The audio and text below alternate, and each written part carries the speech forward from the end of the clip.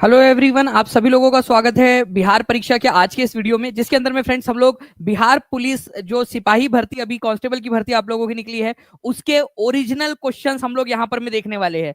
आप लोग देख लीजिए कि किस प्रकार के प्रश्न आप लोगों से पूछे जाते हैं ताकि आप लोग प्रिपेयर्ड रहे। क्या आप लोग एक्साइटेड है ओरिजिनल क्वेश्चंस देखने के लिए कि किस प्रकार के प्रश्न पूछे जाते हैं? आप लोगों का रिस्पॉन्स, आप लोगों के जितने ज्यादा कमेंट्स रहेंगे, जितना ज्यादा आप लोग बताओगे, उतने ज्यादा सेशंस आप लोगों के लिए कंडक्ट करेंगे। तो चलिए जल्दी जल्दी से फ्रेंड, जितने भी लोगों ने सेशन को लाइक कर दिया उन सभी लोगों का बहुत बहुत शुक्रिया। जहां भी शेयर कर सकते हैं, टेलीग्राम, फेसबुक, व्हाट्सएप, इंस्टाग्राम, अपने साथियों के साथ में जल्दी जल्दी से शेयर कर देंगे सभी के सभी लोग। और हम लोग जो है फ्रेंड्स पहले क्वेश्चन की तरफ में आगे बढ़ते हैं। देखिए पहला क्वेश्चन आप लोगों के स्क्रीन के ऊपर में ये रहा। आपसे क्या पूछा है, देश में चांदी का सबसे बड़ा उत्पादक राज्य कौन सा है? बहुत ही इंपॉर्टेंट क्वेश्चन है और ये एक्चुअल क्वेश्चन एग्जाम में आया हुआ आप लोगों का बिहार सिपाही सिपाही के पहले वाले पेपर्स के अंदर में। ठीक है, ये याद रखना है आप लोगों ने। ओके, तो विकी कुमार सिंह जी जो है वो आप जो है वो केवल और केवल देश सेवा के अंदर में पढ़ाई कर रहे हो। आपका बहुत बहुत अभिनंदन। आप जो है केवल और केवल देश सेवा में पढ़ रहे हो और आपके जैसे लोगों की जरूरत है, लोगों देश को जो केवल और केवल देश सेवा में पढ़ रहे हो, कुछ भी सरकार से नहीं लेने वाले। तो राज्य को उत्पाद कौन करता है यहाँ पर? मैं अगर ये क्वेश्चन आप लोगों से आ जाए फ्रेंड्स, तो राजस्थान करता है, ये याद रखना है आप लोगों ने। ठीक है, कि इंडस्ट्रीज ऑफ राजस्थान, राजस्थान जो है फ्रेंड्स, एक तो सबसे पहली बात आप लोगों ने याद रखना है कि टिन का जो है, टिन जो बनता है आप लोगों उसका टिन जो है उसका सबसे बड़ा उत्पादक है। साथ ही साथ भारत के अंदर में चांदी का भी सबसे बड़ा उत्पादक राजस्थान ही है, ये याद रखेंगे आप सभी। इंपॉर्टेंट पॉइंट है, एग्जाम के अंदर में पूछा जा सकता है आप लोगों से। राजस्थान में जो है फ्रेंड्स आपका जावर माइंस है, ठीक है, उदयपुर के अंदर में, जो कि भारत में सबसे ज्यादा जो है निकालती है चांदी। तो उदयपुर के अंदर में राजस्थान में जावर खदान है, जावर की खदान बोला जाता है उसको। ठीक है, तो कौन सी खदान से सबसे ज्यादा चांदी निकलता है? तो ये भी याद रखना है आप लोगों ने। हिंदुस्तान जिंक लिमिटेड द्वारा संचालित है, क्योंकि जिंक का उत्पादन भी सबसे ज्यादा राजस्थान के अंदर में होता है। भारत चांदी का प्रमुख उत्पादक नहीं है, लेकिन फिर भी ये इसका बहुत बड़ा हिस्सा जो है फ्रेंड्स इसका क्या करता है, आयात करता है, मतलब बाहर के देशों से बुलाता है। तो आपके पास में जो चांदी है रखी हुई, मोस्ट प्रोबेबली वो भारत में से ना निकली हो, कहीं और से आयात की गई हो दूसरे जगह से। अब देखिए बहुत ही इंपॉर्टेंट एक हिस्ट्री का क्वेश्चन, पहला अफीम युद्ध। अफीम युद्ध इसको क्यों बोला जाता है, मैं आपको हिस्ट्री बता दो इसके पीछे। देखिए चाइना, ठीक है, अलग अलग डायनेस्टीज ने वहां पर में शासन किया है। वहां पर में एक समय में किंग डायनेस्टी थी, कि QING, किंग डायनेस्टी जो है वहां पर में शासन करती थी चाइना के अंदर में।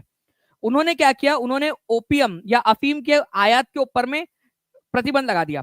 अच्छा आप बताओ, आप अपने घर के अंदर में अफीम आने दोगे क्या? आपके बच्चे छोटे छोटे से, आप अफीम आने दोगे अपने घर के अंदर में?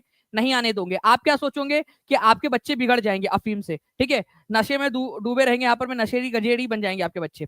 तो किंग डायनेस्टी के जो शासक थे उन लोगों ने क्या किया था, चाइना के अंदर में अफीम के आयात के ऊपर में प्रतिबंध लगा दिया था। अब जो अंग्रेज लोग थे वो चाइना से बहुत सारा सामान खरीदते थे, उसके बदले में उनको चांदी देना पड़ता था चाइना को। ठीक है, लेकिन अंग्रेजों के से चांदी खत्म हो रही थी, वो लोग चांदी चाइना को दिए जा रहे थे और वहां से चाय मसाले वगैरह लिए जा रहे थे। तो उन्होंने क्या किया, अंग्रेजों ने एक चीज सोची कि बाजू में ही भारत है, भारत में ओपियम, ठीक है, यहाँ पर में अफीम उगता है, तो अफीम क्यों ना यहाँ पर में इलीगली एक्सपोर्ट किया जाए, ठीक है, चाइना के अंदर में। वहां से क्या होगा कि हमको चांदी मिलेंगी और वही चांदी से हम फिर सामान खरीद लेंगे। तो इसके वजह से युद्ध हो गया, पूरा का पूरा युद्ध हो गया। और इस युद्ध में चाइना हार गया बेचारा, ठीक है, जबकि वो सोच रहा था कि हमारे यहाँ पर में नशा ना आए। ठीक है, तो नैनकिंग की संधि जो है फ्रेंड्स 1842 के अंदर में हुई थी, ये याद रखेंगे आप सभी के सभी। ठीक है, 1842 की नैनकिंग की संधि थी, जिसके तहत ये प्रथम ओपियम वॉर खत्म होता है चाइना और ब्रिटेन के बीच में। ठीक है, फेयर एंड फेयर टैरिफ यहाँ पर में लागू किया गया। टैरिफ वॉर आपको पता है आज भी चल रहा है यहाँ पर में, टैरिफ वॉर। टैरिफ वॉर का मतलब होता है कि व्यापार करने के ऊपर में जो प्रतिबंध लगाना, एक दूसरे के सामान पे टैक्स लगाना, एक दूसरे को व्यापार नहीं करने देना। फेयर एंड फेयर टैरिफ का मतलब यहाँ पर में ये था कि अंग्रेजों को चाइना के अंदर में व्यापार करने की अनुमति मिल गई। साथ ही साथ 5 ऐसे पोर्ट थे जिसको ट्रीटी पोर्ट्स कहा जाता है, मतलब उस नैनकिन की संधि के अंदर में वो 5 इंपॉर्टेंट वाले पोर्ट थे, वो भी चाइना ने ब्रिटेन को दे दिए। हांगकांग जो है फ्रेंड्स, जो एक इंपॉर्टेंट जगह थी, वो भी ब्रिटेन को चली गई। आज हांगकांग जो है वो एक अलग देश भी और चाइना का पार्ट भी है। ठीक है, तो हांगकांग जो है फ्रेंड्स, ये याद रखना है, ठीक है, एक अलग उसकी एक अलग तरीके का देश है ये हांगकांग। उसकी सरकार खुद भी है, लेकिन चाइना के संरक्षण में चलती है वो सरकार। तो चाइना ने पहले ब्रिटेन से लिया था, ब्रिटेन ने फिर चाइना को ही वापस करके गया। बट ये डिसाइड हुआ था कि हांगकांग एक अलग देश भी रहेगा और चाइना के अधीन भी रहेगा। तो हांगकांग ब्रिटेन को कौन सी संधि के तहत मिला था, ये क्वेश्चन अपने आप में बन सकता है। चलो एक काम करो, आप लोग क्वेश्चन बनाओ और उसका आंसर भी बाकी लोग करते रहेंगे, जल्दी जल्दी से बताइए आप लोग। ठीक है, इसके ऊपर में क्वेश्चन बनाओ आप लोग कि हांगकांग ब्रिटेन को कौन सी वाली संधि के तहत मिला था। आप लोगों का आंसर आना चाहिए और कौन से साल में मिला था। नाउ नेक्स्ट क्वेश्चन फ्रेंड्स, आप लोग देखिए, ये भी क्वेश्चन आया हुआ है आप लोगों को एग्जाम के अंदर में, ओरिजिनल क्वेश्चन। आप लोग जितने भी बच्चे जो टीचिंग परीक्षा के साथ में बिहार परीक्षा के साथ में टीचिंग परीक्षा के साथ में जुड़कर पढ़ना चाहते हैं फ्रेंड्स, मैं आप लोगों को बता दूं कि आप लोग नीचे में जो लिंक दी गई है कोर्स की, उसके अंदर में ज्वाइन होकर आप लोग जो है तैयारी अपनी शुरू कर सकते हो। ठीक है, ताकि आप लोग बेहतर तरीके से अपनी तैयारी करके इस वाली जो आपकी अपॉर्चुनिटी आपको मिली है, जो जॉब आप लोगों को मिलने वाली है, उसके अंदर में आप लोग ज्वाइन हो सके। ठीक है, किस संशोधन अधिनियम द्वारा संविधान में मौलिक कर्तव्यों को जोड़ा गया? तो मौलिक कर्तव्यों को जोड़ा गया था फ्रेंड्स 42वें संविधान संशोधन के जरिए। पहले क्या था? केवल और केवल आपके अधिकार थे, फंडामेंटल राइट्स थे। अब आपको कुछ फंडामेंटल ड्यूटीज भी हो गई। जैसे आपका ये अधिकार है, आप लोग वीडियो देख रहे हो, लेकिन आपका कर्तव्य बनता है कि आप लोग इसको शेयर करें, लाइक करें, कमेंट करके बताएं कि कैसा लग रहा है वीडियो, चैनल को सब्सक्राइब करें। तो आपके जो कर्तव्य है, ठीक है, वैसे ही देश में भी आपके मौलिक अधिकार तो थे ही, लेकिन कर्तव्य लोग निभा नहीं रहे थे। तो 42वें संविधान संशोधन के जरिए जो है फ्रेंड्स, आपको याद रखना है 19 जो है 76 के अंदर में, इंदिरा गांधी के समय में जो है फ्रेंड्स, ये आपका जोड़ा गया था। ये याद रखेंगे, इंपॉर्टेंट पॉइंट है, एग्जाम के अंदर में पूछा जा सकता है। ठीक है, 42वें संविधान संशोधन के जरिए मौलिक कर्तव्य हमने कहां से उधार लिए? यूएसएसआर, जो रशिया जिसको आज आप लोग कहते हो, यूएसएसआर पहले 15 देशों का समूह था, फिर बाद में टूट गया वो। ठीक है, तो यूएसएसआर से हम लोगों ने उसको उधार लिया था। ठीक है, ये याद रखना है आप लोगों ने। तो B is the correct answer. तो सरदार स्वर्ण सिंह कमेटी की रिकमेंडेशन के आधार पर ये बनाए गए थे। कौन सी समिति थी जिसके रिकमेंडेशन के आधार पर हमने ये बनाया था? तो सरदार स्वर्ण सिंह समिति। लिखोगे सभी के सभी लोग जल्दी से। ठीक है, 1976 में सरदार स्वर्ण सिंह कमेटी की रिपोर्ट के आधार पर हमने हमारे भारत के अंदर में फंडामेंटल ड्यूटीज, मूलभूत कर्तव्य जो है वो जोड़े थे। पहले जोड़े थे हमने 10, बाद में एक और जोड़ा गया। ठीक है, बाद में जोड़ा गया, तो अब टोटल मिला के 11 हो गए हैं।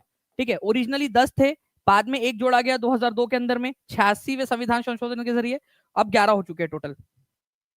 ठीक है, ये याद रखना है। अच्छा, फंडामेंटल ड्यूटीज जो है हमारे भारत के संविधान में कहां पर में रखता है? ये बहुत इंपॉर्टेंट, इसको आप सुपर डुपर इंपॉर्टेंट मार्क करिए आप लोग। पार्ट 4A के अंदर में इसको रखा गया है। हमारे संविधान में आज टोटल जो है 25 पार्ट है, मतलब 25 पार्ट, बेसिकली आप चैप्टर समझ लीजिए, अलग अलग अलग अलग चैप्टर। ठीक है, तो यहां पर में पार्ट 4A के अंदर में इसको रखा गया, ये याद रखना है आप लोगों ने। ओके, उसके बाद में आर्टिकल नंबर 51A, एकमात्र आर्टिकल है बस इस पार्ट में, पूरे के पूरे भाग में केवल एक ही आर्टिकल है। यूएसएसआर से हमने उधार लिया था इसको। क्या अगर फंडामेंटल कोई ड्यूटी अपनी नहीं निभाता है तो क्या उसको जेल में डाल सकते हैं? ठीक है, नहीं डाला जा सके। ये न्यायोचित नहीं है यार, जस्टिशिएबल नहीं है, मतलब ये कोर्ट में इसको लेकर नहीं जा सकते। ठीक है, इसके अवहेलना पे। ओके, तो देखिए मैंने आपको बताया कि 42वें संविधान संशोधन के जरिए 10 फंडामेंटल ड्यूटीज ऐड की गई थी। 11वें नंबर की फंडामेंटल ड्यूटी 2002 में 86वें संविधान संशोधन के जरिए ऐड की गई। एक एक पॉइंट यहां जो लिखा है ना, उसके ऊपर में क्वेश्चन बनेगा। जल्दी से जो जो आपको दिख रहा है यहाँ पर में लिखते जाइए। आप लोग क्वेश्चन बनाएंगे, बाकी लोग आंसर करेंगे। मैं सभी से आह्वान कर रहा हूं यहाँ पर में, अगर पढ़ना है, आगे बढ़ना है, तो क्वेश्चन बनाना भी सीखो दिमाग के अंदर में। और कमेंट के अंदर में भी आप क्या करेंगे, यहाँ पर में इनमें से कोई क्वेश्चन बनाइए, बाकी लोग उसके आंसर्स करते जाइए। ये भी एक बहुत अच्छा तरीका है आप लोगों का सीखने का, एक हेल्दी कम्युनिटी बनाने का। एसडी मित्तल जी, वो 4 नहीं 4A है, ये याद रखना है। पार्ट नंबर 4 जो है वो आपका डीपीएसपी है, directive principle of state policy. ठीक है, और 4A जो है ये मौलिक कर्तव्य है। 4A ये याद रखना है आप सभी लोगों ने ना। अगर आप चाहते हो कि मैं सारे के सारे 11 की 11 फंडामेंटल ड्यूटीज आप लोगों को याद करवा दूं, तो प्लीज मुझे बताना, मैं इसके ऊपर में क्वेश्चन करवा के आपको सारी फंडामेंटल ड्यूटीज याद करवा सकता हूं। टीचिंग परीक्षा के ऐप आप डाउनलोड कर लेंगे। बिहार परीक्षा के जितने भी अभ्यर्थी हैं उन सभी से मैं रिक्वेस्ट करूंगा कि आप लोग क्या करिए, टीचिंग परीक्षा का एप्लीकेशन डाउनलोड कर लीजिए। वहां बिहार परीक्षा के सारे कोर्सेज आप लोगों को मिल जाएंगे टीचिंग परीक्षा चैनल यूट्यूब आपके ऐप पर। विश्व जनसंख्या दिवस कब मनाया जाता है? तो देखिए फ्रेंड्स, विश्व जनसंख्या दिवस कब मनाया जाता है, अगर ये क्वेश्चन आ जाए आप लोगों से, तो आप लोगों को पता है जनसंख्या कैसे बढ़ रही है, मतलब जस्ट समझ जाओ आप लोग, आपको पता तो सभी को है। ठीक है, ठीक है, हम तुम एक कमरे में बंद हो और चाबी खो जाए, ठीक है, तो फिर पता नहीं क्या होगा उसके बाद में, मेरे को तो नहीं पता, आप लोगों को पता है? ठीक है, तो विश्व जनसंख्या दिवस जो है फ्रेंड्स 11 जुलाई को होता है, ये याद रख लीजिएगा आप सभी के सभी लोग। एक और एक 11, ठीक है, एक और एक 11 है ना सचिन? तो एक आपका जो है, आप लोगों को याद रखना है विश्व जनसंख्या दिवस कब मनाया जाता है? 11 जुलाई को मनाया जाता है, ये याद रखना है आप सभी लोगों ने, इंपॉर्टेंट पॉइंट है। ठीक है, तो यूनाइटेड नेशंस जो है इसने इसको जो है घोषित किया था कि 11 जुलाई को जो है वर्ल्ड पॉपुलेशन डे, विश्व जनसंख्या दिवस मनाया जाएगा।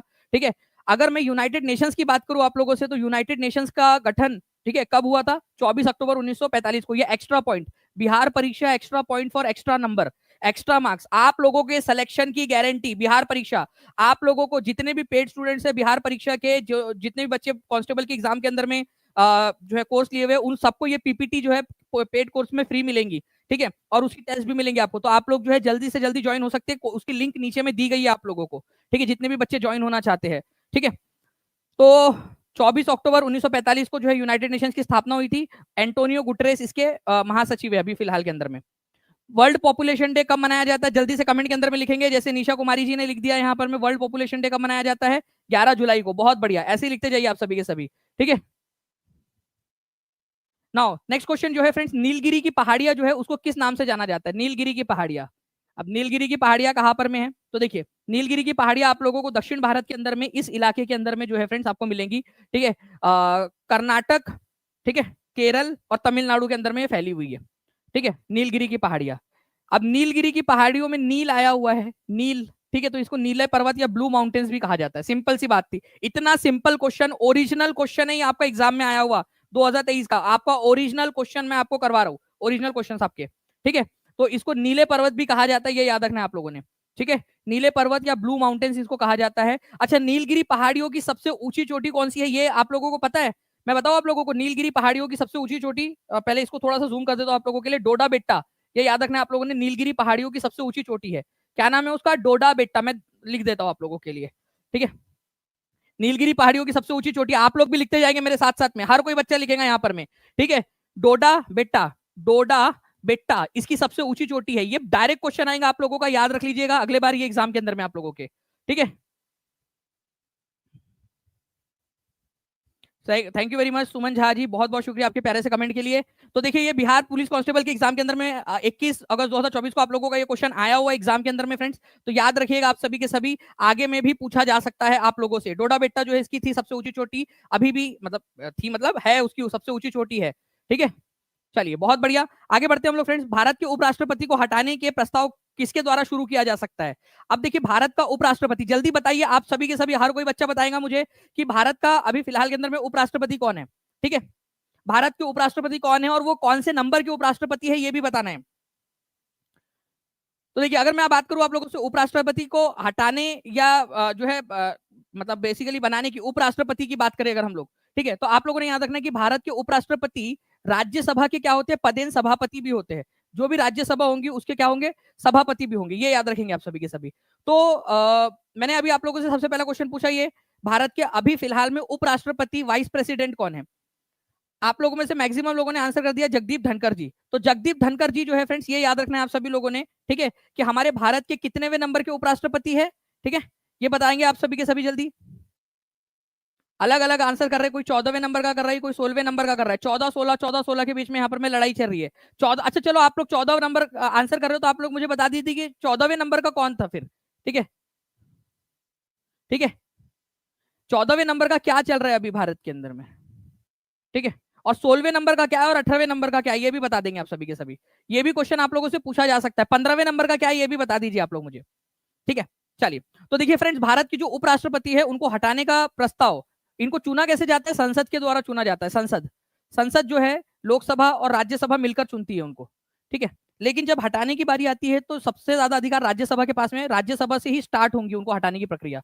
पहले राज्यसभा उनको हटाएंगी, हटाने का प्रस्ताव पास करेंगी, उसके बाद वो लोकसभा में जाएगा, क्योंकि वो राज्यसभा के पदेन सभापति भी होते हैं, ठीक है। तो राज्यसभा से शुरू होती है ये प्रक्रिया, ये याद रखना था आप लोगों ने, ठीक है। अभी हमारे भारत के उपराष्ट्रपति है जगदीप धनखड़ जी, लिख देता हूं मैं आप लोगों के लिए, जगदीप धनखड़, ठीक है, धनखड़, ये याद रखना है आप लोगों ने। ये आपके 14वें नंबर के जो है वाइस प्रेसिडेंट है, ठीक है, 14वें नंबर के।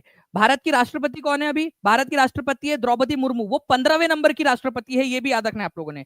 15th नंबर की राष्ट्रपति, 14वें नंबर के उपराष्ट्रपति, 15वें नंबर की राष्ट्रपति, ठीक है।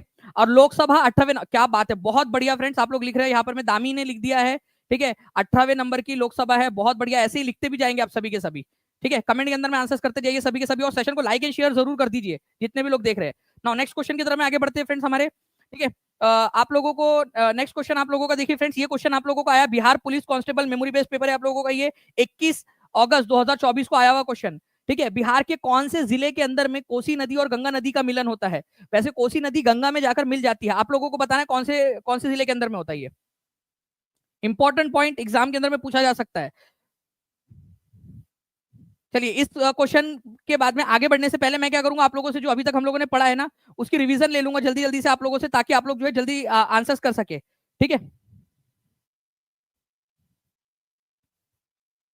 बिहार परीक्षा चैनल को सभी बच्चे सब्सक्राइब जरूर कर लेंगे जितने भी लोग देख रहे हैं, और टीचिंग परीक्षा ऐप डाउनलोड कर लेंगे आप लोग, ठीक है, ताकि आप लोगों को, आप लोग जो कोर्स है उसको भी आप लोग एक्सेस कर सके, ठीक है। आपके एसआई वाले जो memory based constable paper, constable का जो बैच है आपको, उसके अंदर में आपको मिल जाएगा, ठीक है। देखिए तो आंसर क्या हो जाएगा फ्रेंड्स, कटिहार। कटिहार के अंदर में कुर्सेला नाम की जगह है, कुर्सेला, ठीक है, कुर्सेला नाम की जगह है, जहां पर में कोसी नदी गंगा नदी के अंदर में जाकर मिल जाती है। कोसी नदी को ही बिहार का शोक भी कहा जाता है, क्योंकि बार बार इसके अंदर में बाढ़ आती है। कोसी नदी को कोसी नदी का उद्गम नेपाल से होता है, ये याद रखना आप लोगों ने। इसको सप्तकोशी भी कहा जाता है। क्यों सप्तकोशी कहा जाता है? क्योंकि 7 नदियों के संगम से बनती है ये। तमोर रिवर, अरुण, सुन, ठीक है, तमाकोशी, लिखू खोला और बाकी की जो छोटी छोटी स्ट्रीम्स है उनसे मिलकर ये बनती है, 7 छोटी छोटी स्ट्रीम से, इसी वजह से इसको सप्तकोशी कहते हैं, ठीक है। कटिहार जिले के अंदर में ठीक है, कुर्सेला नाम की जगह है, वहां पर में ये मिलती है, ठीक है। नाउ आगे बढ़ने से पहले एक बार जल्दी से रिवीजन कर ले हम लोग, आगे में और भी बहुत सारे क्वेश्चन हम लोग वो भी करेंगे, लेकिन जल्दी जल्दी से रिवाइज कर लेते हैं। आप लोग मुझे बताइए कि भारत की जो अभी प्रेसिडेंट है वो कौन है और कितनेवें नंबर की है, कितनेवें नंबर की प्रेसिडेंट है, नंबर बताएंगे आप सभी, ठीक है, कितनेवें नंबर की प्रेसिडेंट है हमारे भारत की। वाइस प्रेसिडेंट जो है हमारे, वो कितनेवें नंबर के और कौन है, ये आपको बताना है। हमारे भारत की अभी लोकसभा कितनेवें नंबर की चल रही है, अभी आपको थोड़ी देर पहले ही बताया सारा का सारा। जल्दी से जितनी भी चीजें उनको हम लोग रिवाइज करने की कोशिश करते हैं, ताकि आप लोगों के इसी तरीके से हम लोग रिवाइजन करते रहे। फंडामेंटल ड्यूटीज, ठीक है, फंडामेंटल ड्यूटीज जो कर्तव्य है, ठीक है, कर्तव्य, ठीक है, आप लोगों को बताना है यहाँ पर में कि कर्तव्य जो है वो कितनेवें संविधान संशोधन के जरिए आप लोगों के जुड़े गए थे, ठीक है। मौलिक कर्तव्य को, जो कर्तव्य है कौन से संविधान संशोधन के जरिए जोड़े गए थे और कितने मौलिक कर्तव्य है अभी आपके। आपको बताना है कि नैंकिंग नैंकिंग की संधि, नैंकिंग की संधि जो हुई थी आप लोगों की, ये हुई थी 1842 में। किसके किसके बीच में हुई थी और किस वजह से हुई थी। देखते हैं कितने लोग आंसर कर पाते हैं, ठीक है। कोशिश करिए कमेंट के अंदर में आंसर करने की इन सारे क्वेश्चंस की। मैं आगे मैं आप लोगों को और बहुत सारी चीजें बताता जाऊंगा। मुझे बताइए कि चांदी का सबसे बड़ा उत्पादन करने वाला राज्य कौन सा है भारत के अंदर में। सिल्वर का सबसे बड़ा उत्पादन करने वाला राज्य चांदी का। आगे बढ़ते हैं हम लोग फ्रेंड्स, ठीक है। आंसर्स आप लोग कमेंट के अंदर में करते रहिए जल्दी से। आपको बताना है कि बिहार का प्रसिद्ध सोनपुर पशु मेला किन दो नदियों के संगम पर होता है, ठीक है। सोनपुर पशु मेला किन दो नदियों के संगम पर होता है, और ये भारत का ही नहीं बल्कि एशिया का सबसे बड़ा पशु मेला है, ये याद रखना है आप लोगों ने। और कौन से मतलब हिंदू कैलेंडर के हिसाब से कौन से दिन आता है ये मेला, ठीक है, हिंदू कैलेंडर के हिसाब से बताना है आप लोगों ने कौन से दिन आता है। चलिए तो देखिए फ्रेंड्स, बिहार का प्रसिद्ध जो सोनपुर मेला है आप लोगों का, ये गंगा और गंडक नदी के संगम के ऊपर में आप लोगों को मिलेगा सोनपुर के अंदर में, ठीक है। और ये जो सोनपुर मेला, सोनपुर पशु मेला है, इसको हरिहर क्षेत्र मेला भी बोला जाता है, ठीक है। हरिहर क्षेत्र मेला भी इसको बोला जाता है। हरिहर मंदिर के पास में होता है ये, ठीक है, हरिहर मंदिर के पास में हरिहर क्षेत्र मेला भी इसको कहा जाता है, ठीक है। गंगा और गंडक नदी के संगम के ऊपर में, ये याद रखना है आप सभी लोगों ने। साथ ही साथ फ्रेंड्स आप लोगों को बता दूं कि ये कार्तिक पूर्णिमा के दिन होता है, और एशिया का सबसे बड़ा, ठीक है, एशिया का सबसे बड़ा ये क्या है, ठीक है, पशु मेला है। ये याद रखेंगे आप लोग, इसको हरिहर क्षेत्र मेला भी बोलते हैं, एशिया का सबसे बड़ा है। और ये पूरी की पूरी पीपीटी आपको, ये जो है ना पूरी की पूरी पीपीटी जो है, ये पेड कोर्स के अंदर में आप लोगों को मिल जाएगी, जितने भी बच्चों ने एनरोल किया हुआ है उन सभी लोगों को, ठीक है। चलिए बहुत बढ़िया, बहुत सारे लोग आंसर्स कर रहे हैं, ठीक है, आंसर्स करते जाएंगे ऐसे ही कमेंट के अंदर में आप सभी। नाउ नेक्स्ट क्वेश्चन, निम्नलिखित में से कौन सी झील क्रेटर झील का एक उदाहरण है। अब देखिए फ्रेंड्स, ये भी Bihar constable memory based paper आप लोगों का। मैं आपको बता दूं क्रेटर झील किसको बोलते हैं। देखिए क्रेटर झील उसको बोला जाता है कि जब कोई उल्का पिंड हमारी पृथ्वी से आके जोर से टकराए, ठीक है, तो वहां पर में क्या होता है, क्रेटर बन जाता है आपका, ठीक है। क्रेटर इस तरीके से बन जाता है, गड्ढा बन जाता है। फिर उस गड्ढे के अंदर में जो है फ्रेंड्स पानी जमा हो जाता है, वो एक झील का रूप ले लेती है, उसको क्रेटर झील बोलते हैं। तो नैनीताल, लोनार लेक, ठीक है, सोमोरिरी झील, अष्टमुड़ी झील, कौन सी वाली झील जो है आप लोगों को बताना है क्रेटर झील है, जो क्रेटर की वजह से बनी है, ठीक है। तो फ्रेंड्स बहुत ही फेमस है, माना जाता है कि आज से करीब 5 मिलियन मतलब 50 लाख साल पहले जो है फ्रेंड्स ये क्रेटर टकराया था। पहले ऐसा माना जाता था कि शायद हो सकता है कि 5 लाख साल पहले टकराया, लेकिन पता चला कि नहीं भाई ये बहुत पुराना है करके, ठीक है। महाराष्ट्र के बुल्ढाना डिस्ट्रिक्ट के अंदर में लोनार लेक आप लोगों को मिल जाएगा, ठीक है। तो B is the correct answer, ये याद रखिएगा आप सभी के सभी, ठीक है। ये आप देखिए क्रेटर से इस तरीके से बना हुआ है ये पूरा का पूरा, ओके। महाराष्ट्र के बुल्ढाना के अंदर में स्थित है, ये उल्का पिंड के टकराने की वजह से बना था, ठीक है, उल्का पिंड के टकराने की वजह से बना था, ये याद रखना है आप लोगों ने। तो लोनार लेक कौन से राज्य के अंदर में, ये डायरेक्ट क्वेश्चन बन सकता है आप लोगों का। एक क्वेश्चन आपका डायरेक्टली कि लोनार झील कहां पर में, जल्दी से आप लोग कमेंट करेंगे कौन से राज्य के अंदर में है, ठीक है, कौन से राज्य में है, आंसर करिए जल्दी जल्दी से। बहुत बढ़िया, कंटिन्यूअसली आप लोगों के आंसर्स आ रहे हैं, ऐसे ही आप लोग आंसर्स करते रहेंगे फ्रेंड्स, ठीक है। नैनीताल जो झील है आप लोगों की, ये उत्तराखंड के अंदर में मिलेंगी आप लोगों को। ठीक है, इसके अलावा अगर आप लोगों से बात करूं मैं आप लोगों से, सो मोरिरी या लेक मोरिरी बोला जाता है, ये आपको लद्दाख के अंदर में मिलेंगी। ठीक है, लेक मोरिरी ये कहां पर में, वो अरे मोरी मैया वाला मोरी नहीं है ये। ठीक है, मोरी झील इसको बोलते हैं, लेक मोरी, लेक मोरी। ठीक है, लेक मोरी ये आप लोगों को लद्दाख के अंदर में मिलेंगी, लद्दाख। ठीक है, अब बताइए अष्टमुड़ी झील कहां पर में, ये आप लोगों को बताना है, जल्दी से बताइए आप लोग। केरल के अंदर में मिलेंगे आप लोगों को ये अष्टमुड़ी झील, कोल्लम डिस्ट्रिक्ट है केरल का, वहां पर में मिलेंगे। तो अष्टमुड़ी झील भी पूछा जाता है केरला के अंदर में। मैं आपको हर एक चीज बता रहा हूँ और हर एक चीज पे क्वेश्चन भी पूछूंगा मैं। जितने भी बच्चे चाहते हैं कि ऐसी एक्स्ट्रा पॉइंट बताकर मैं उसके ऊपर में क्वेश्चन भी पूछूं आप लोगों से, तो बताते जाइएगा। केरला के अंदर में, कोल्लम डिस्ट्रिक्ट के अंदर में। ठीक है, कोल्लम डिस्ट्रिक्ट के अंदर अष्टमुड़ी झील। नाउ नेक्स्ट क्वेश्चन की तरफ में आगे बढ़ते हैं हम लोग फ्रेंड्स हमारे। देखिए यहाँ पर में सांभर झील कहां पर में स्थित है, ये क्वेश्चन पूछा गया, ये भी एग्जाम में आया हुआ क्वेश्चन है आप लोगों का। बताइए जल्दी से, सांभर झील कहां पर में लोकेटेड है। तो सांभर झील अगर आप लोगों से पूछ लिया जाए तो आप लोगों ने याद रखना है फ्रेंड्स कि सांभर झील आप लोगों को मिलेगा, ठीक है, राजस्थान के अंदर में, जयपुर के पास में है ये। और भारत की अंदरूनी अंदरूनी भारत की सबसे बड़ी, ठीक है, खारे पानी की झील है ये। ठीक है, नमक बनाया जाता है यहाँ पर में सांभर लेक के ऊपर में। और सांभर लेक जो है फ्रेंड्स आप लोगों ने याद रखना है कि भारत के अंदरूनी भारत की, इंटरनल भारत की, इंटीरियर इंडिया की सबसे बड़ी खारे पानी की झील है, राजस्थान जयपुर के पास में आप लोगों को मिलेंगी। ठीक है, इसके अंदर में जो है फ्रेंड्स 4 नदियां आकर मिलती है, छोटी छोटी सी, जो आपकी सीजनल होती है, ये नदियां हमेशा नहीं बहती है। ठीक है, केवल पानी के बरसात के मौसम में। ठीक है, मेंढा नदी, ठीक है, रूपगढ़ नदी, ठीक है, खारिया नदी और खांडेल नदी, ये आप लोगों की मेंढा, रूपनगढ़, ठीक है, खारियान और खंडेल, ये नदियां हैं 4 जो इसके अंदर में आकर मिलती है। 1990 में से इसको रामसर साइट, मतलब कि दलदली भूमि वाला इलाका घोषित किया गया है इसको, रामसर साइट। ठीक है, अच्छा मुझे बताइए बिहार में कितनी रामसर साइट्स है, बहुत ही इंपॉर्टेंट है आप लोगों को बताना है बिहार के अंदर में कितनी रामसर साइट्स है। और अभी हाल ही में 2 रामसर साइट ऐड हुई है, वो भी बताना है वो कौन सी है। टोटल कितनी हो गई आप लोगों की बिहार के अंदर में, बिहार के अंदर में कितनी रामसर साइट्स है। अब 3 रामसर साइट है, पहले केवल एक ही थी, कांवर झील एक थी केवल। अभी नेगी पक्षी अभयारण्य और नकटी पक्षी अभयारण्य, ऐसे मिलाकर अब 3 हो गए हैं। चलो आपको बताना है कि क्वेश्चन पूछ ही लेते हैं ना यार, इतना खर्चा हो गया मालिक, तो अब क्वेश्चन भी बनता है आप लोगों से। आप बताइए मुझे, ठीक है, कांवर झील के बारे में आप लोगों को मैंने बताया कि कांवर झील है आप लोगों की, तो कौन से जिले के अंदर में मिलेंगी। ठीक है, नेगी, ठीक है, नेगी और नकटी, ये दोनों एक ही जिले के अंदर में। तो बताइए ये आपका और ये कौन कौन से जिलों के अंदर में लोकेटेड है ये 3 रामसर साइट है, दलदली भूमि आपकी। विश्व आर्द्रता दिवस कब मनाया जाता है, आपको यह भी याद रखना है, विश्व आर्द्रता दिवस 2 फरवरी को मनाया जाता है। ठीक है, तो बेगूसराय के अंदर में है ये आप लोगों ने याद रख लिया, बेगूसराय के अंदर में। ठीक है, और नेगी और नकटी कहां पर में, ये आप लोग बताएंगे मुझे। जमुई डिस्ट्रिक्ट के अंदर में, वेरी गुड, बहुत बढ़िया। ठीक है, तो जमुई के अंदर में है, ठीक है, दोनों के दोनों जमुई में। ठीक है, ये याद रखेंगे आप लोग। तो 3 रामसर साइट है बिहार के अंदर में भी। देखिए विष्णुपद मंदिर किस नदी के किनारे पे बसा हुआ है और कौन से राज्य के अंदर में है, कौन से डिस्ट्रिक्ट के अंदर में, जल्दी से बताइए आप लोग मुझे। ठीक है, आपका देखिए बिहार पुलिस कांस्टेबल के एग्जाम के अंदर में आया हुआ क्वेश्चन, बहुत ही फेमस क्वेश्चन है, इसको आप सभी लोगों ने बताना है। ठीक है,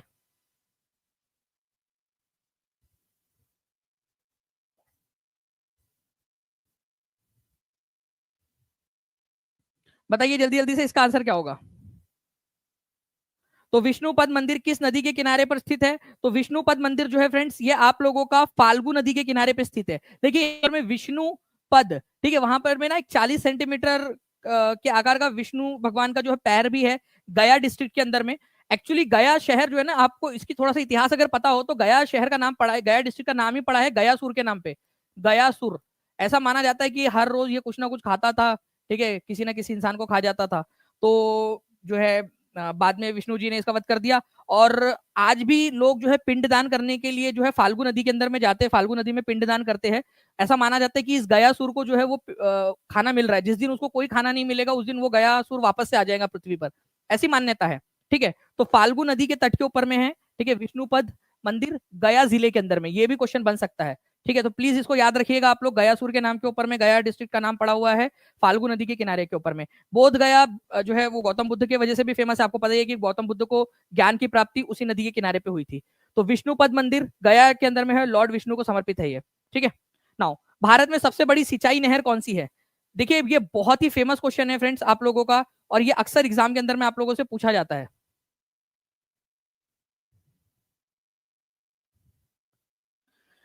भारत की सबसे बड़ी सिंचाई नहर कौन सी है?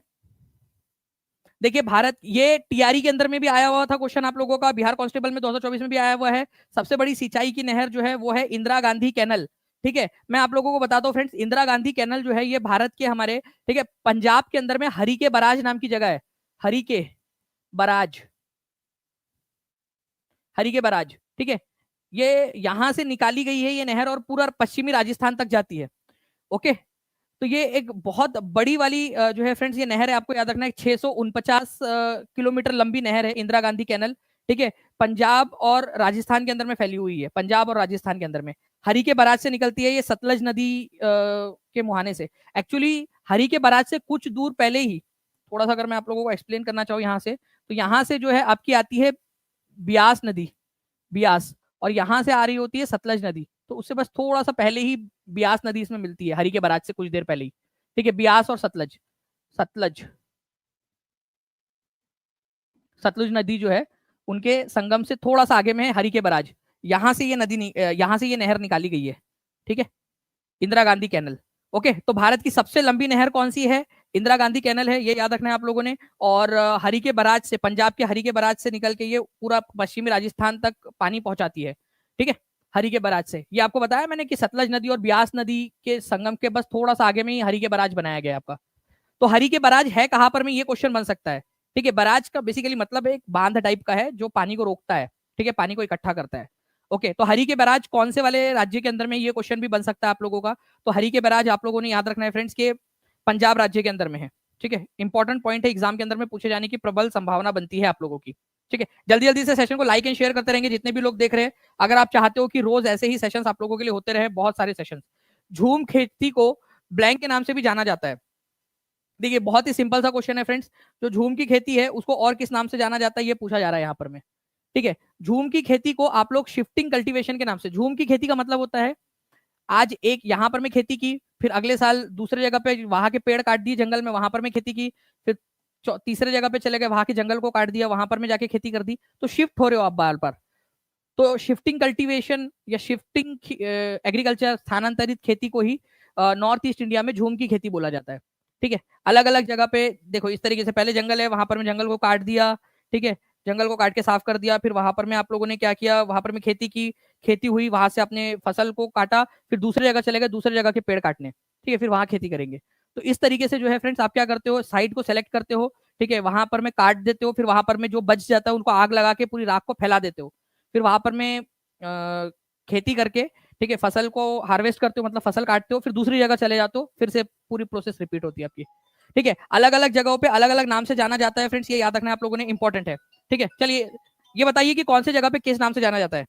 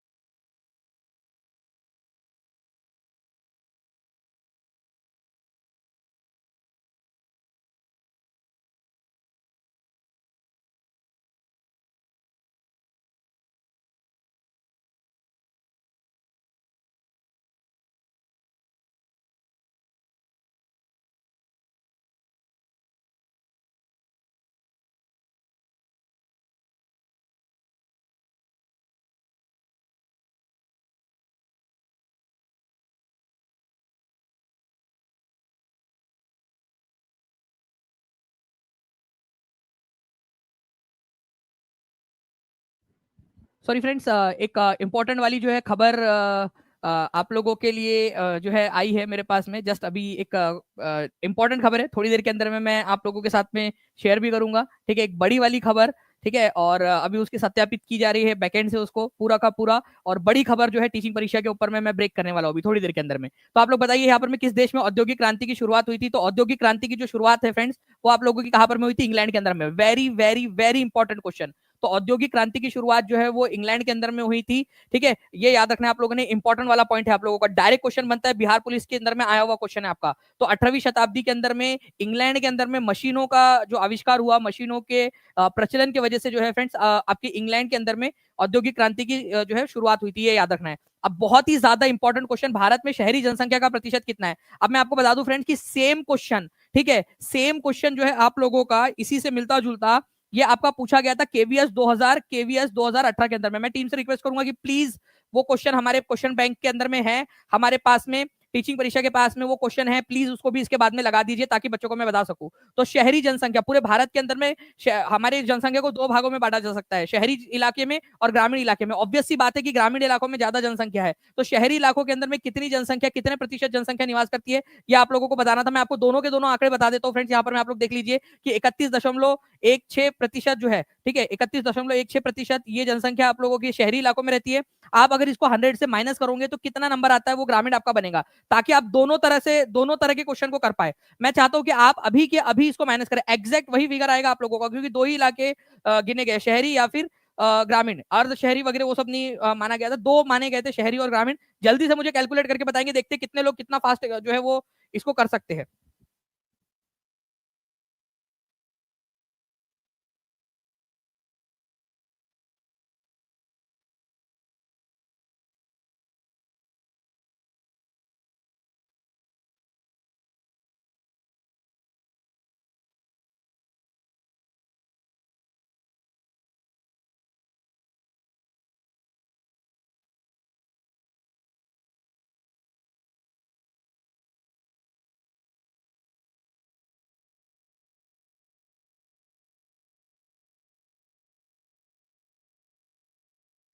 चलिए, तो आप लोग जो है फ्रेंड्स यहाँ पर मैं आंसर्स लगाते जा रहे हैं कंटिन्यूअसली। 69.84, 69.84 या 68.84 अलग अलग आंसर आ रहे हैं भाई। 69.84 कैसे हो सकता है आपका?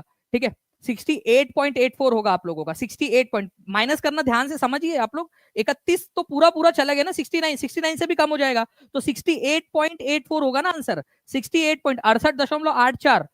ओके, तो माइनस करना भी आप लोगों ने सीखना है। अर्बन पॉपुलेशन कितनी है? ठीक है, 31.16। और रूरल पॉपुलेशन कितनी है? ठीक है, तो रूरल पॉपुलेशन 68.84 है। ग्रामीण जनसंख्या जल्दी से सभी लोग लिखेंगे, दोनों के दोनों नंबर लिख दीजिए आप सभी के सभी, ताकि याद हो जाए आप लोगों को। ठीक है, देखिए फ्रेंड्स, केवीएस पीआरटी के अंदर में आया हुआ क्वेश्चन आप लोगों का, भारत की जनगणना 2011 के अनुसार भारत में शहरी जनसंख्या का निम्नलिखित में से प्रतिशत कितना था? आप देख लीजिए, टीचिंग परीक्षा, बिहार परीक्षा, स्पेशल क्लास आप लोगों की एकदम रिसर्च करके आपको पढ़ा रहे हैं, कहाँ कहाँ क्वेश्चन किस किस तरीके से पूछे गए। देखिए 21 अगस्त 2024 को आया हुआ क्वेश्चन, बट पीआरटी के अंदर में 2018 के अंदर में ऑलरेडी आ चुका था ये क्वेश्चन आप लोगों का, और सारे कई सारे जगहों के ऊपर में। तो आप में से जितने भी लोग चाहते हैं सिलेक्शन, वो टीचिंग परीक्षा, बिहार परीक्षा के साथ में सभी लोग जुड़ जाएंगे। ठीक है, 31.16%। मुझे आप बताइए कि आप किस में आते हो, अपना अपना नंबर लिखना है आप लोगों ने केवल। ठीक है, आप 31.16 में आते हो या 68.84 में आते हो? आप, मैं समझ जाऊंगा कि आप किस में आते हो, ग्रामीण में, शहरी में या ग्रामीण के अंदर में। आपको भी याद हो जाएगा इस एक्टिविटी के थ्रू, आप लोगों को भी याद होता जाएगा। ठीक है, चलिए नेक्स्ट क्वेश्चन की तरफ में आगे बढ़ते हैं फ्रेंड्स। आप लोग मुझे कमेंट करके जरूर बताइएगा कि क्या आप लोग चाहते हो कि ऐसे ही और भी मैं आप लोगों को क्वेश्चंस करवाता रहूं, रोज क्वेश्चन कमेंट करेंगे। और जितना ज्यादा आप लोग शेयर करोगे ना, हर एक बच्चा शेयर करता रहेगा। ठीक है, जितना ज्यादा आप शेयर करोगे उतने ज्यादा आप लोगों के लिए क्लासेस ली जा सकेंगी। तो आप लोगों का पूरा डिपेंड करता है, कहीं ऐसा ना हो कि आपके अकेले के शेयर ना करने की वजह से वो चीज रह जाए। तो हर एक बच्चे की जिम्मेदारी बनती है कि वो शेयर करे, जहां भी शेयर कर सकता है शेयर करे। ठीक है, तो भारत के संविधान के 73वां संविधान संशोधन, ठीक है, किससे रिलेटेड है? दो टीयर का पंचायती राज इसमें, कि पंचायती राज दो स्तर का होगा। ठीक है, गांव और ब्लॉक स्तर पर पंचायती राज संस्था, ब्लॉक जिला स्तर पर पंचायती राज संस्था, गांव ब्लॉक और जिला स्तर पर पंचायती राज। देखिए हमारे भारत के अंदर में जो पंचायती राज है, ठीक है, वो लागू किया गया है फ्रेंड्स 73rd नंबर के संविधान संशोधन 1992 के जरिए। ठीक है, ये आप लोगों ने याद रखना है। ठीक है, ये 3 स्तर का है। ओके, 3 स्तर का है। गांव के लेवल पे ग्राम पंचायत होती है, ब्लॉक लेवल के ऊपर में पंचायत समिति होती है, जिला स्तर पे जिला परिषद होता है। तो गांव, ब्लॉक और जिला, ये तीनों स्तर पे पंचायतें होती है। ये 73वें संविधान संशोधन 1992 के जरिए जोड़ा गया था आपका।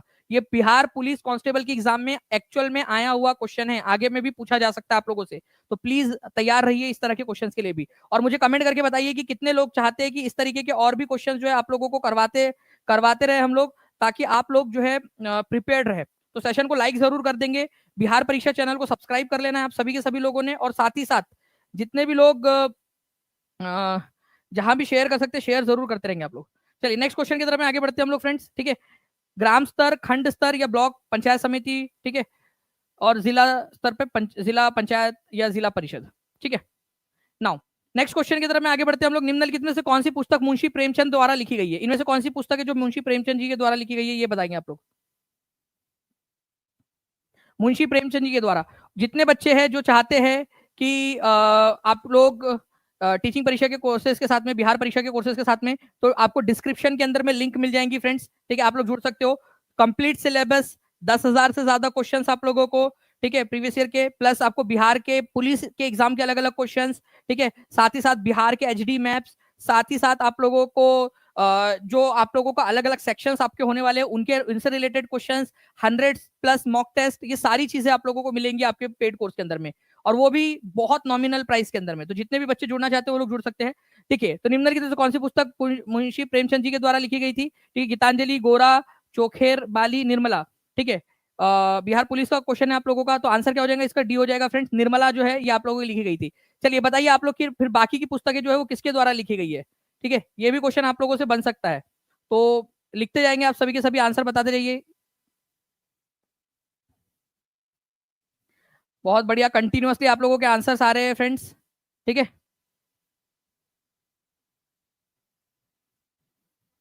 ठीक है, गोदान उन्होंने लिखी थी, ठीक है, कर्मभूमि, गबन, मानसरोवर, निर्मला, ये सारी की सारी जो है फ्रेंड्स यहाँ पर में इन्होंने लिखी थी। सेवा सदन इनकी पहली जो है बेसिकली बड़ी एक जो है उनकी पुस्तक थी जो उनकी छपी थी 1919 के अंदर में, ठीक है। उपन्यास सम्राट या उपन्यास जो है किंग किसको कहा जाता है? तो इन्हीं को कहा जाता है, ठीक है। अच्छा एक बात बताइए, मुंशी प्रेमचंद जो है उनका असली नाम क्या था? ये बता सकते हैं मुझे? कौन जी, कितने लोग बता सकते हैं इनका असली नाम क्या था? ठीक है, तो मुंशी प्रेमचंद जी का असली नाम था धनपत धनपत राय श्रीवास्तव, ठीक है, श्रीवास्तव, धनपत राय श्रीवास्तव जो है इनका असली नाम था फ्रेंड्स, ये याद रखना है आप लोगों ने, धनपत राय श्रीवास्तव, ठीक है, मुंशी प्रेमचंद जी का नाम। तो निर्मला जो है इनकी एक इनकी रचना है ये। तो आंसर ये हो जाएगा आपका धनपत राय श्रीवास्तव। इनको उपन्यास सम्राट के नाम से भी जाना जाता है, ये याद रखना है आप सभी लोगों ने। इंपॉर्टेंट पॉइंट है, एग्जाम के अंदर में आप लोगों से पूछ सकते हैं, तो be ready for this question as well. बहुत ही इंपॉर्टेंट क्वेश्चन है, एग्जाम के अंदर में आएगा आप लोगों से, ठीक है। Now friends, inflation is caused by, आपको बताना है कि मुद्रास्फीति का कारण क्या होता है। मुद्रास्फीति का मतलब होता है फ्रेंड्स महंगाई का बढ़ना, ठीक है। अगर चीजें पहले आप लोगों को 1 किलो टमाटर जो है 10 रुपए में मिलता था, और अगर 1 किलो टमाटर अभी 12 रुपए में मिल रहा है, तो उसकी मुद्रास्फीति हो गई है, इन्फ्लेशन हो गया उसका, महंगाई बढ़ गई है, ठीक है। सखी सैया तो खूब भी कमात है, पर महंगाई डायन खाए जात है, ठीक है। तो महंगाई डायन जो है मुद्रास्फीति, इन्फ्लेशन, ठीक है। डिक्रीज इन मनी सप्लाई, मान लीजिए कि ये समाज है, इसके अंदर में मनी सप्लाई सरकार की तरफ से या बैंक की तरफ से पैसा कम आने लगा, तो लोगों के पास में कम पैसा रहेगा, कम पैसा रहेगा तो डिमांड कम रहेगी, मतलब लोग कम खरीदेंगे, कम खरीदेंगे तो महंगाई कम होगी, ठीक है। डिक्रीज इन डिमांड, अगर डिमांड कम हो गई, मान लो कि लोगों ने कम खरीदारी करना चालू कर दी, पहले 1 किलो टमाटर 4 किलो टमाटर थे टमाटर वाले के पास में, ठीक है, 4 किलो टमाटर थे। अब जब पहले बहुत सारे लोग खरीदने आ रहे थे तो वो प्राइस बढ़ाते जा रहा था, जो ज्यादा पैसे देगा उसको बेचूंगा। फिर जब कोई खरीद ही नहीं रहा, डिमांड कम है, तो उसने कीमत घटा दी, या लोगों के पास पैसा नहीं है तो लोग खरीदने नहीं जा रहे, तो अपने आप डिमांड कम हो जाएंगी, तो कीमत कम हो जाएंगी, तो ये आंसर नहीं हो सकता।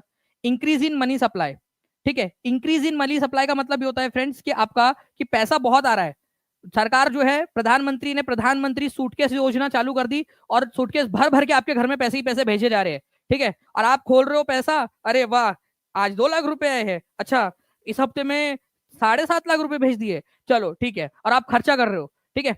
और लड़कियां जा रही है गोलगप्पे खाने के लिए, गोलगप्पे वाले भैया भी अपने टशन में, नहीं भैया मैं पहले 1 रुपए का जो है वो एक गोलगप्पा देता था, अब मैं दूंगा, ठीक है, 10 रुपए का एक गोलगप्पा, फिर लोगों के पास और पैसा आ गया, इंक्रीज हो गया, सप्लाई, मुद्रा आपूर्ति में वृद्धि हो गई, अब 10-10 लाख रुपए का सूटकेस आप लोगों के सबके घरों पे भेज रहे हैं, ठीक है, सरकार आपके, ठीक है, घरों के अंदर में। वो बोलता है गोलगप्पे वाला कि मैं अब 100 रुपए का एक गोलगप्पा दूंगा। तो जितना ज्यादा पैसा आपके पास में बढ़ेगा, मुद्रा की आपूर्ति में वृद्धि होगी, उतना ज्यादा महंगाई बढ़ेगी, मुद्रा की आपूर्ति में कमी होगी, ठीक है। पहले जो लड़कियां जाके जो है 10 गोलगप्पे खा के आती थी, ठीक है, अब बोलेंगे यार इन्होंने तो पैसे ही नहीं दिए, क्या करूं, ठीक है, मेरे को तो उधर भी जाना है, मेकअप के पास में वो जाना ज्यादा जरूरी है, ठीक है, ब्यूटी पार्लर, ठीक है, काम करती हूँ, 5 ही गोलगप्पे खाती हूँ, पैसे बचाती हूँ। तो आपने पैसे बचा लिए, ठीक है, तो आप अब क्या बोलेगा, अरे बहन जी 5 रुपए ही दे रहे हो, आप एक काम करो 7 रुपए दे दो, 10 खिला देता हूँ आपको, ठीक है। तो अब उसने 10 रुपए के बदले में, 10 रुपए के 10 गोलगप्पे के बदले में 7 रुपए के 10 गोलगप्पे कर दिए।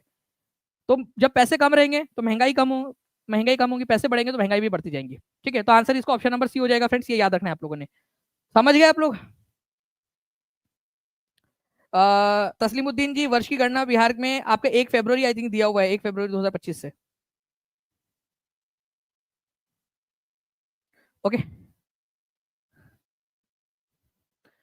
नाउ रूस में बोल्शेविक क्रांति के नेता कौन थे? अब ये बोल्शेविक क्रांति क्या बला है? देखिए फ्रेंड्स, रशियन क्रांति के अंदर में बोल्शेविक क्रांति जो हुई थी, ठीक है, इसके नेता कौन थे ये आप लोगों को बताना है। रशियन रिवॉल्यूशन हुआ था आप लोगों का 1917 के अंदर में, ठीक है। तो 1917 के अंदर में बोल्शेविक क्रांति जो हुई थी उसके नेता कौन थे ये बताना है। रशियन क्रांति 2 बार हुई, एक हुई थी फरवरी मार्च में, फरवरी मार्च, ठीक है, फरवरी मार्च 1917 में, ठीक है।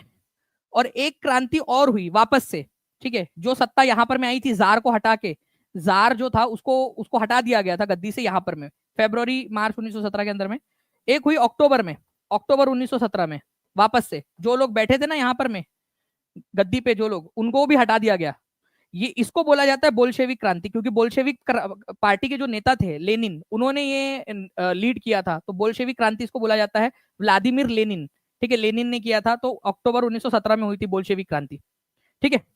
जी हाँ, ये बिल्कुल आपको सारी की सारी बिहार की सारी ही एग्जाम्स में काम आएगा। एक बार सेशन को लाइक जरूर कर देंगे फ्रेंड्स अगर आप चाहते हो, और अगर आप चाहते हो कि ज्यादा से ज्यादा सेशन हो तो हर एक बच्चा शेयर करेगा इसको, जहां भी जितने भी बिहार के ग्रुप्स आप लोगों के पास में है सभी जगह पे शेयर कर दीजिए, ताकि इस तरह के बहुत सारे सेशंस आप लोगों के लिए करवाए जा सके, ठीक है। बहुत सारे सेशंस मेरे पास में, बहुत सारे क्वेश्चंस आप लोगों को करवाने के लिए। नाउ फ्रेंड, नेक्स्ट क्वेश्चन की तरफ में आगे बढ़ते हैं आप लोगों के। बिहार में विक्रमशिला महाविद्यालय की स्थापना किसने की थी? ये पूरी पीपीटी आप लोगों को जो है पीडीएफ के फॉर्म में आप लोगों को मिल जाएंगी बिहार कांस्टेबल के कोर्स के अंदर में, ठीक है। तो जितने भी लोग जुड़ना चाहते हो जुड़ सकते हैं, ताकि वो वहां से भी प्रैक्टिस कर सके, ठीक है। चलिए, तो भारत में विक्रमशिला विश्वविद्यालय की स्थापना किसने की थी? तो विक्रमशिला यूनिवर्सिटी बहुत ही फेमस है फ्रेंड्स, ओके। इसको भी जो है बख्तियार खिलजी जो था उसने तोड़ दिया था। कौन से जिले के अंदर में है? डिस्ट्रिक्ट का नाम बताइए। विक्रमशिला यूनिवर्सिटी कौन से डिस्ट्रिक्ट के अंदर में है? जल्दी से, बिहार पुलिस कांस्टेबल के अंदर में आया हुआ क्वेश्चन है, ठीक है। तो धर्मपाल जो थे उन्होंने इसकी स्थापना की थी, विक्रमशिला यूनिवर्सिटी की। कहां पर में की थी? जल्दी बताएंगे आप लोग, फास्ट, एकदम स्पीड में आंसर आना चाहिए आप लोगों का। क्या नालंदा के अंदर में है? ठीक है, गया के अंदर में है, बोध गया के अंदर में है, ठीक है। कहां पर में है? तक्षशिला के अंदर में है। विक्रमशिला यूनिवर्सिटी कहां पर में है ये बताना है आप सभी लोगों ने। वेरी गुड, बहुत बढ़िया, भागलपुर, भागलपुर आंसर लगा रहे हैं, विक्रमशिला यूनिवर्सिटी, ठीक है, भागलपुर के अंदर में, भागलपुर के अंदर में, ठीक है। ये याद रखिएगा आप सभी लोग। धर्मपाल जो है उन्होंने इसकी स्थापना की थी। धर्मपाल वही व्यक्ति है फ्रेंड्स, पाल वंश के, जिन्होंने नालंदा यूनिवर्सिटी की रिपेयरिंग भी करवाई थी, ठीक है। तो नालंदा यूनिवर्सिटी का निर्माण कुमार गुप्त वन ने करवाया था, कुमार गुप्ता वंश के, बट उसकी रिपेयरिंग किसने करवाई थी? धर्मपाल ने करवाई थी, ठीक है। तो नालंदा यूनिवर्सिटी की रिपेयरिंग किसने करवाई? धर्मपाल ने, रिपेयरिंग की बात कर रहा हूं मैं, ठीक है। नालंदा यूनिवर्सिटी जो है उसकी रिपेयरिंग, और विक्रमशिला यूनिवर्सिटी जो भागलपुर में, वो बनाया किसने? धर्मपाल ने, पाल वंश के धर्मपाल ने, ठीक है। ये याद रखना है आप लोगों ने। बिहार शरीफ के अंदर में उदंतपुरी मठ जो था वो जो है पाल वंश के एक शासक थे गोपाल, उन्होंने बनवाया था उदंतपुरी मठ। तो ये भी बड़ा फेमस है। उदंतपुरी मठ कहां पर में है? बिहार शरीफ के अंदर में, ये याद रखना है आप लोगों ने, ठीक है। चलिए आगे बढ़ते हैं हम लोग यहाँ पर में हमारे नेक्स्ट जो है फ्रेंड्स क्वेश्चन की तरफ में। देखिए ये क्वेश्चन आप लोगों का कब आया था? बिहार पुलिस कांस्टेबल के अंदर में आया क्वेश्चन। चलिए इस क्वेश्चन का आंसर देखिए, 68वीं बीपीएससी के अंदर में क्वेश्चन आया आप लोगों का, ठीक है, 2023 में, और ये क्वेश्चन आया था 2024 में। तो इसी वजह से टीचिंग परीक्षा, बिहार परीक्षा आप लोगों को सारे के सारे इंपॉर्टेंट वाले प्रीवियस ईयर क्वेश्चन प्रोवाइड कर रहा है। जल्दी से आप सभी के सभी सेशन को लाइक एंड शेयर करते रहेंगे फ्रेंड्स, ताकि ऐसे ही बहुत सारे क्वेश्चंस आपको प्रोवाइड करवाए जा सके। मेरे को कमेंट करके बताइएगा आप लोग, ठीक है। और जितना ज्यादा आप लोग शेयर करोगे, जितना ज्यादा आप लोगों का रिस्पॉन्स रहेगा, लाइक्स रहेंगे, चैनल को सब्सक्राइब रहेंगे, उतने ज्यादा और क्वेश्चन आप लोगों के लिए करवाए जा सकते हैं, ठीक है। एक्चुअल क्वेश्चंस और उस पर आधारित और जो अलग अलग क्वेश्चन पूछे वो बता रहा हूँ, इसका आंसर आप लोग करोगे कमेंट के अंदर में। सभी के सभी बच्चे, इसका आंसर मुझे आप लोगों से चाहिए कमेंट के अंदर में, हर एक बच्चा आंसर करेगा यहाँ पर में, ठीक है। चलिए नेक्स्ट क्वेश्चन, भारत में राष्ट्रीय आय की गणना करने वाला पहला प्रयास किसके द्वारा किया गया था? बिहार पुलिस कांस्टेबल का क्वेश्चन, ठीक है। तो किसने किया था सबसे पहला प्रयास कि भारत की आय कितनी है, भारत के लोगों की आय कितनी है, ठीक है। भारत की प्रति व्यक्ति आय, ठीक है, 20 रुपए होने का अनुमान लगाया था उन्होंने, ओके। तो दादा भाई नौरोजी थे पहले व्यक्ति जिन्होंने अनुमान लगाया था कि भारत की आय, ठीक है, भारत की प्रति व्यक्ति आय जो है वो 20 रुपए, मतलब पूरे भारत देश की आय अगर माने उनके हिसाब से तो 340 करोड़ रुपए थी सबकी मिलाकर, ठीक है। और उन्होंने बोला था कि प्रति व्यक्ति आय मानना जाए, ठीक है, ठीक है। इंडिविजुअल, हर इंडिविजुअल कितना रुपए कमाता होगा, तो 20 रुपए कमाता होगा, ऐसा उन्होंने अंदाजा लगाया था उस समय में, ठीक है, 1867-68 के बीच में, ठीक है। तो प्रति व्यक्ति आय का अनुमान लगाने वाले सबसे पहले व्यक्ति थे दादा भाई नौरोजी। बहुत ही इंपॉर्टेंट क्वेश्चन है फ्रेंड्स, ये भी पूछा जाता है आप लोगों से, प्लीज याद रखिएगा आप सभी लोग इस पर्टिकुलर क्वेश्चन को, ओके।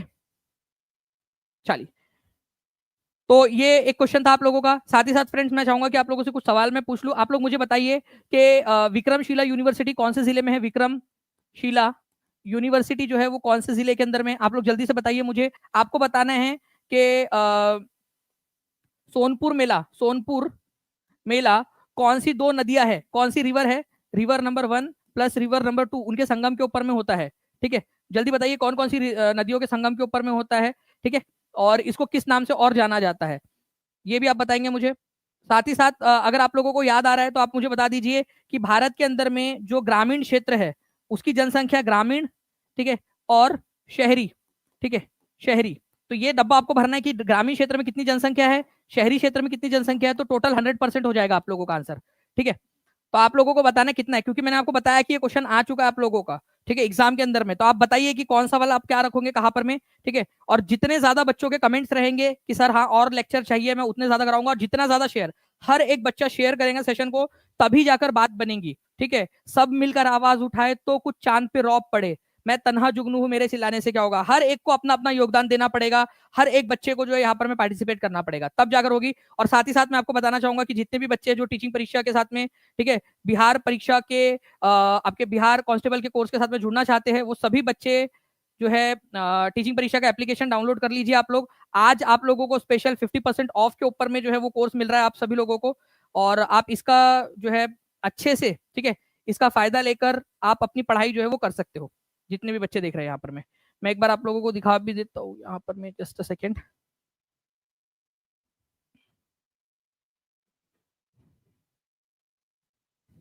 ओके। तो आप सभी के सभी बिहार पुलिस इस कूपन कोड का इस्तेमाल कर लीजिएगा, नीचे में डिस्क्रिप्शन में लिंक दी गई है, ठीक है। और ये कोर्स लॉन्च हो चुका है आप लोगों का, ओके। चलो thank you very much. Comment के अंदर में आप लोगों के आंसर्स का इंतजार रहेगा, शेयर कर दीजिएगा इस सेशन को जल्दी से। और जितने भी बच्चे जुड़ना चाहते हो जुड़ जाइएगा। आज ही आप लोगों को ये पीडीएफ जो मैंने पढ़ाया वो भी मिल जाएगी, अगर आप चाहोगे तो मैं कल भी आप लोगों के लिए लेक्चर लूंगा, ठीक है। चलो थैंक यू वेरी मच। जितने भी है बहुत ही कम है, आप लोगों की फीस बहुत मिनिमम है, ठीक है। और जितनी चीजें आपको मिल रही है 100+ मॉक टेस्ट, मतलब आप समझ लीजिए कि इन सारी चीजों का एक लेक्चर की कीमत आपको ना 50 पैसे, 25 पैसे, शायद 20 पैसे से भी कम हो जाएगी। तो जितने का आप रिचार्ज नहीं करते उससे भी ज्यादा का कम है, ठीक है जी। कल सुबह 10 बजे भी आप लोगों की क्लास है बिहार परीक्षा यूट्यूब चैनल के ऊपर में, तो उसके लिए भी आप सभी लोग तैयार रहिएगा। कंटिन्यू आप लोगों की होंगी। तो ऑल द बेस्ट, अच्छे से पढ़िए और सेशन को शेयर जरूर करिएगा, सेशन को लाइक जरूर कर देंगे फ्रेंड्स, क्योंकि वही हमारे लिए मोटिवेशन का काम करता है। पीडीएफ कहाँ मिलेंगी? पीडीएफ जो है आपको टीचिंग परीक्षा के यूट्यूब टीचिंग परीक्षा का जो कोर्स है उसके अंदर में मिल जाएंगी, ठीक है। आज की पीडीएफ जो है हम सभी के लिए ओपन रख देंगे, तो आप सभी लोग जाकर बिहार परीक्षा वाला जो कोर्स है उसके अंदर में बिहार परीक्षा का, बिहार कांस्टेबल का जो कोर्स है उसमें जाकर आप लोग डाउनलोड कर सकते हो, ठीक है। चलो thank you very much, take care and bye, God bless you, thank you.